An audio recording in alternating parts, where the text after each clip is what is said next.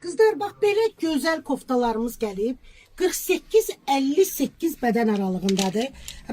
Renkleri göstərirəm sizə. Bax belə bir renk çeşidləri iləndir. Model haqqında sizə məlumat verirəm. Bol modeldir kızlar. Görsünüz A kəsimdir. Hem yubkaya hem şalvara uygundur. Parça biraz dartılan pambıq parçadır ve üzerindeki işlemenin güzelliğine bakın. Böyle bir güzel bir işleme iləndir kızlar. Kristal qaşlarının böyük bədəndir. Bir daha təkrar edirəm. 48-58 bədən aralığında.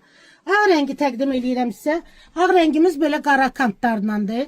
Çox gözəl modeldir kızlar. Hem şalvara, hem yubkaya uygundur. Və belə bol modeldir. Bədənə yapışmır. Əyində çox rahat oturan bir modeldir. Qara rəngin gözəlliyinə baxın. Qaranı ağ şalvarla da giyə bilərsiniz. Bax belə bir modeldir. Belə rəngi var kızlar. Və belə mavinin böyle güzel bir tonudur. Ve kariçivinin bak böyle bir tonu var.